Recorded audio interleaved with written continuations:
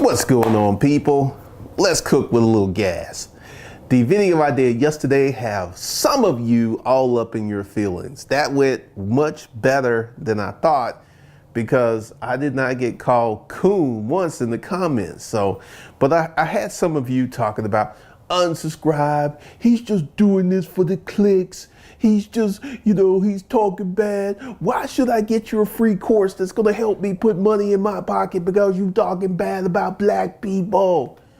Today, I'm about to prove to you what I said in the video was 100% true. Let me introduce you to Louis Farrakhan. You've heard of him. Does Louis Farrakhan subscribe to black culture? No, he doesn't. Every time you see Louis Farrakhan, he's in a suit. The Nation of Islam preaches start a business. They preach marry this woman and raise your children. This Louis Farrakhan and the Nation of Islam is the antithesis of black culture. Louis Farrakhan has been able to build a level of wealth by recycling black dollars, by working together community. Go ahead, call Louis Farrakhan a coon. You want to know why Louis Farrakhan was able to say the things that he said that pissed off Tucker Carlson, Sean Hannity? See, here's the thing that you have to understand. Louis Farrakhan has his own economics. He has his own economic base. He has his own economic support. He has his own power base that's rooted in the black community, that's working together, that's building black wealth, that's building black power by not subscribing to black culture. Go ahead. Louis Minister Farrakhan loves black people. He has spoken up for black people, but he does not himself subscribe to black culture. Interesting, isn't it?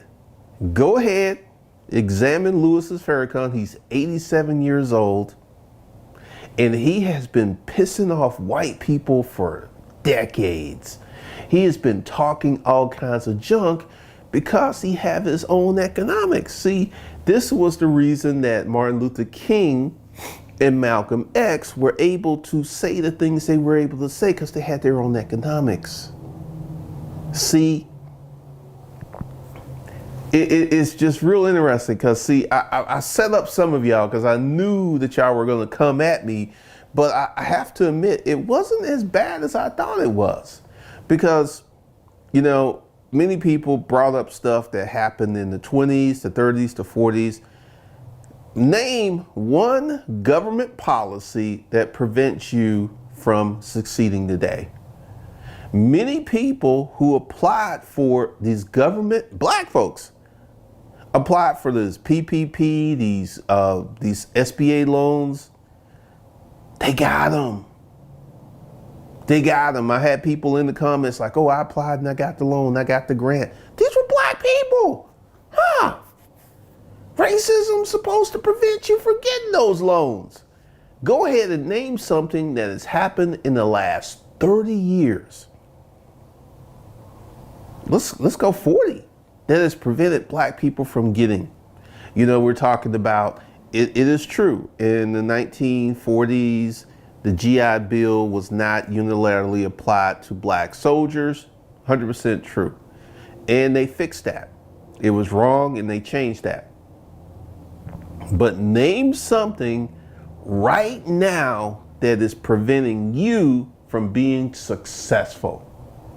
Name one government policy. Name one roadblock. Please do. Because see, he doing it for the clicks.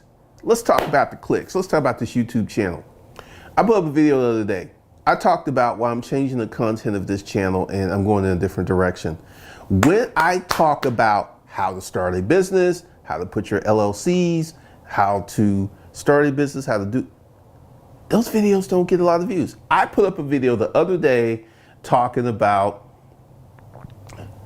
the birth of a company. That video did not do well. The video did not do well.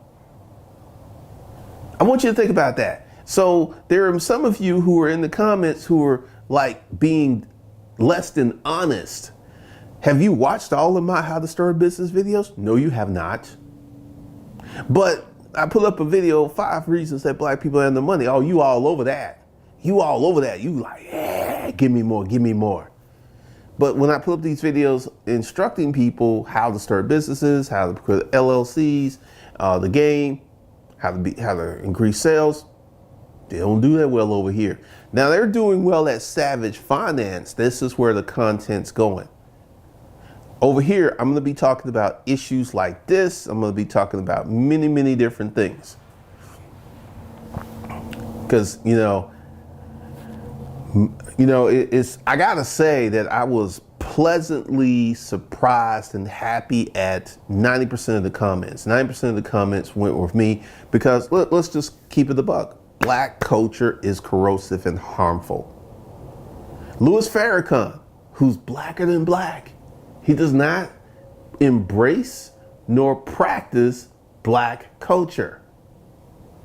Nation of Islam, they don't practice that. Nation of Islam is about working hard, getting married, raising your kids, starting a business, wearing a suit when you come to the mosque.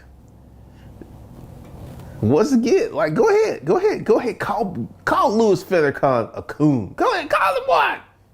He don't embrace it. It's about respectability. It's about treating women with respect. Doesn't practice, because part of black culture is to treat women with a lot of disrespect, hence hip hop music. You cannot say these songs like The Thought, that hoe over there. That's part of black culture. Some chick you don't even know, but she's a thought. This is part of black culture. This is the harmful part of black culture. This isn't conducive to building anything.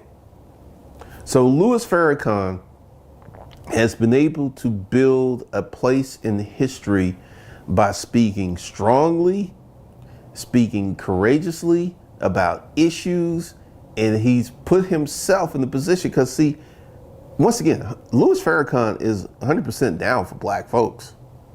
He just doesn't practice black culture, which is why he is successful, why he has a place in society, and he is well received, well renowned. Like, here's one of the reasons. Because see, Louis Farrakhan has something that a lot of black folks don't have. He had power. When Obama was hanging with him, oh man, the white folks got upset. It's like, why he's hanging out with Farrakhan?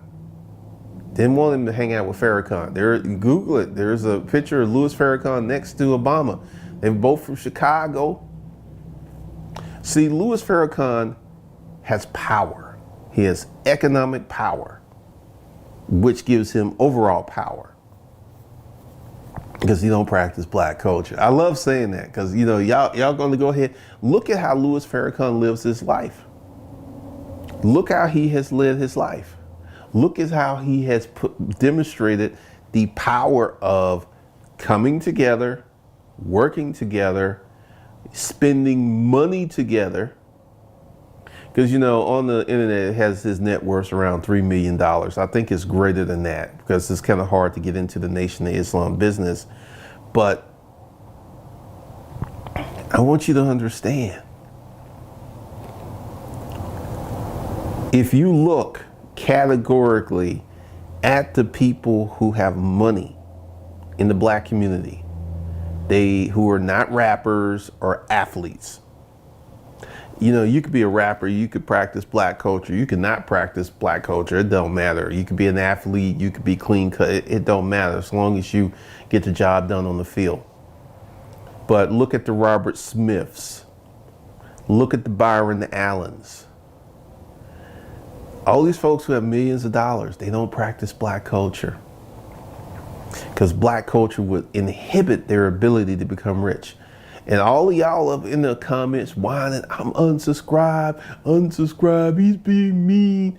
Let me go ahead and give you some information here. There is nothing that I can say nor do that will be meaner to you than life. I'm just a guy on the internet.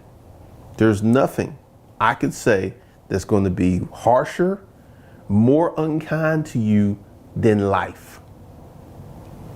It's like, oh, like I didn't even check the comments until this morning. It's like, oh, he's deleting comments. Let's go ahead and talk about this. I leased this YouTube channel from YouTube. I get to decide if a comment will be posted, because typically I don't delete comments unless you use the N-word or you just be particularly insulting. I really don't even, I was like, just ignore it and block you. But why you want to come on my channel, which I lease from YouTube, and express your views and try to start a coalition about, well, hey, let's all unsubscribe. Let's go ahead and leave this channel because he's saying things that I don't want to hear. He's saying stuff that I don't want to hear, man. I don't want to hear this. It's the racism. It's the racism from the 20s and the 30s and the 40s and the 50s that prevent me from being successful today. Go ahead in the comments for all you folks who want to go ahead and look, because you keep, like, let's just go ahead and be honest. These racist things happened, and they held a group of black folks back. Facts. What is your excuse in 2020? What is your excuse in 1990? What is your excuse in the 1980s? Remember the 80s? Bill Cosby was America's dad. In the 80s, he wasn't just black folks' dad. The Cosby Show was one of the most successful television shows in history, which means a whole bunch of white people watching the Cosbys. Wait a minute, hold on. The Cosby Show represented successful black people not practicing black culture. What? He was a doctor. She was an attorney. They showed their children going to college. Oh my God. Another example of Bill Cosby became extraordinarily wealthy by not practicing black culture. Oh my God. And he created a show about black people, successful black people who were not practicing black culture. Get out. And he made a whole bunch of money. He inspired a bunch of country. And also, I remember during the Cosby Show that many black folks, the folks who practice black culture, were saying, no, black folks live like that. Now, I knew that black folks live like that because half of my family is like my kind of people. Lawrence Otis Graham. Google it. He wrote this article talking about how he worked in this country club and how the white people were surprised at his ability to speak and stuff. And he talked about the black upper crust. And there was a comment in there talking about, oh, this is what the middle class black folks. See, to borrow from Chris Rock, there is a revolution. I don't believe that another black person should be identified or called an N.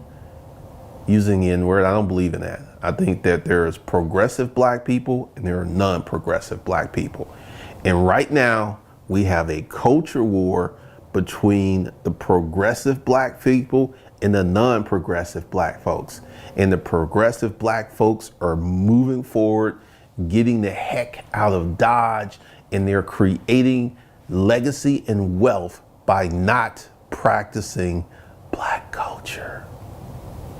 So I gave you Louis Farrakhan, Byron Allen, Bill Cosby.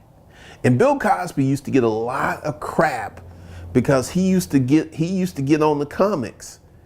Eddie Murphy and Bill got into it, and Eddie Murphy kind of roasted Bill once. Bill was slipping the pills to these chicks and doing all kinds of crazy stuff. And I don't understand what's going on with that.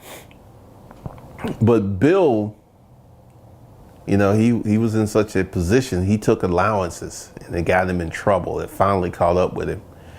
Just like Epstein, like I said, you know, many people was like, well, Epstein's going to get off. Epstein's not getting off. Epstein got convicted. So they're not playing around with putting your hands on the women folk. But that's a whole nother video. But in Bill Cosby's prime, he got rich not practicing black culture. And also the 80s was a time when we had In Living Color, Living Single, we had rock, we had a bunch of progressive black shows that showed progressive black folks who were not practicing black culture. Now, let's talk about, because there are some shows that are on right now, The Chi, which is on Showtime, which bathes itself in black culture. Hood life and all this other stuff. And it's a gritty, you know, it's kind of like The Wire, which bathed itself in black culture.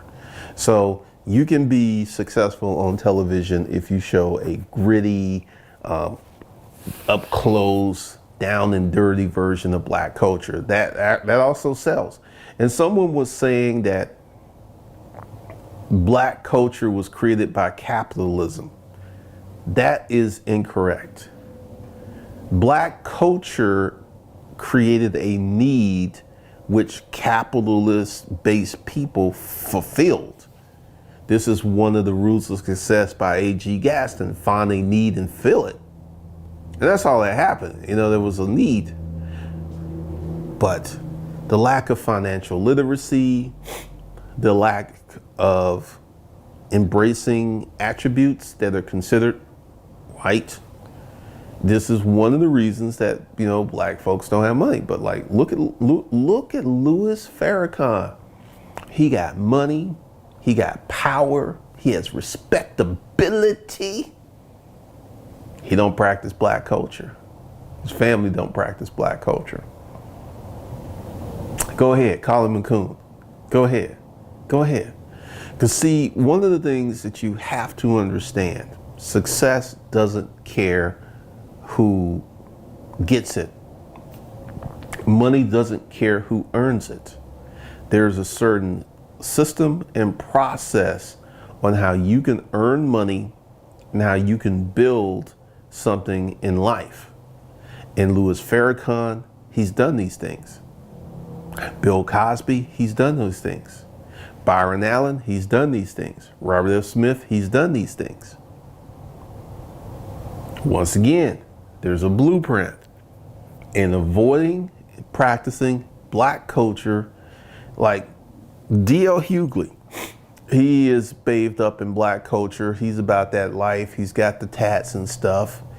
And Dion Cole, and if you look at all of these comedians who have practiced black culture, they make money, but they kind of hit a ceiling.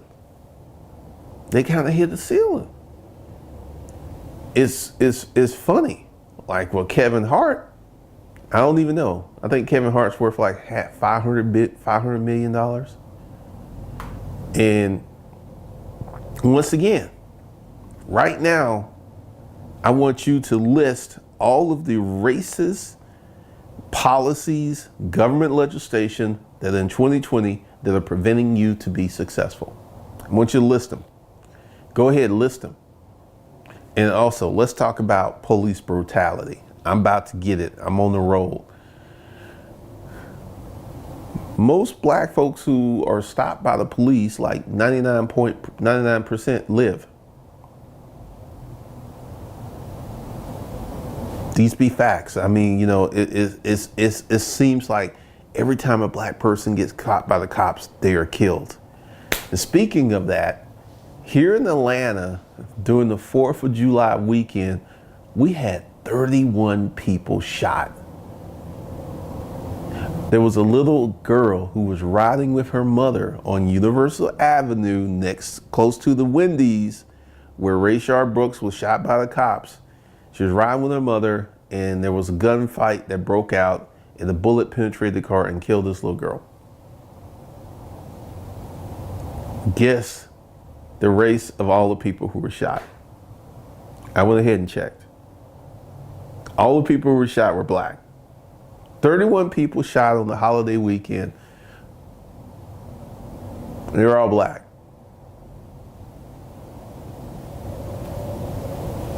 I want you to think about that. 31 people. And where did they get shot? They got shot in the hood. Yep, they got shot in the hood. Practicing black culture. Beefs between drug dealers. Shooting at each other. Resolving conflict with firearms. This, like I said, this poor little girl, 8-year-old girl who was at the wrong place at the wrong time, lost her life because she was just riding in the car with her mother. I've talked about this many, many times. I have talked about this while living in the hood.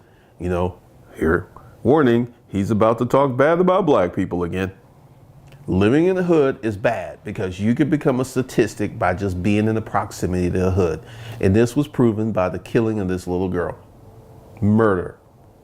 She was murdered by some clowns who were having a gunfight, more than likely over drugs, and she lost her life because she was in the hood. She was in the hood, man. Wasn't doing nothing wrong, wasn't smoking no bud. She was just riding in the car with her mother, and she's gone. But y'all keep fighting with me like, oh, the hood's a wonderful place. Hood's the best place. I don't think so. I think nothing but bad things happen. And also, most of these shootings occurred after 12 p.m. It's funny because there was one that happened at like 3:30 and one that happened at 7. But the majority of these shootings happened after midnight. People out practicing black culture. People out living their life. People out having fun. One person, well, 2 people got shot because some people set some fireworks off in front of their house and they didn't like it. And they went out to investigate and they got shot. Not by the fireworks, but by guns. Black folks shot because they didn't want someone shooting off fireworks in front of their house. Man, that is crazy. That's black culture. You don't talk to me. If I want to shoot these fireworks off in front of your house, I'm going to do so, man. If you don't like it, tell me how is that positive and productive? First of all, black folks used to be very conservative. The poorest black folks, their clothes were clean, their houses were neat and orderly, their yards were neat and orderly. And we have lost that because now, if you're going to practice black culture and be poor, you're going to live in any kind of condition. It's going to look like something like an episode of Hoarders. But once again, y'all can come for me. But y'all coming for Louis Farrakhan, who ain't practicing black culture? Y'all coming for him? I don't think so. You can't touch him. He's like MC Hammer. You can't touch him. But once again, it's 2020. You're the murder hornet. You're the Rona. What are you doing to progressively move? Yes, there were people who were held back in the past. 100% true. But that stopped. And what is your excuse today for the lack of success? Please give me a valid excuse, not a complaint, not that, you know, it's the white man keeping me down. The white man got his foot on my neck. Year 2020, you're the murder hornet. You know, a lot of people, white people lost their jobs. A lot of white people are about to lose the $600 per week economic boost on unemployment. A lot of white people are about to get evicted. A lot of white people are about to get foreclosed on. See, right now in this global reset, It doesn't care what color you are. It cares if you are an owner, creator, or producer.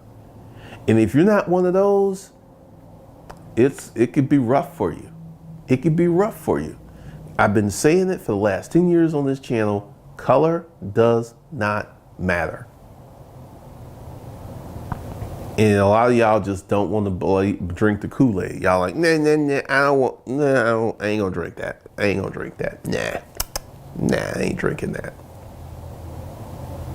But go ahead, investigate Louis Farrakhan. Go ahead, see if the things I said are true. Respectability, hard work, entrepreneurship. Same things I've been saying. But I'm speaking bad to black folks. Well, that's all I got for you guys today. So be sure to go below and get the free course that will help you start a business, The Hustler's Mindset. The link is below. It's free. Go ahead, get that. Go ahead.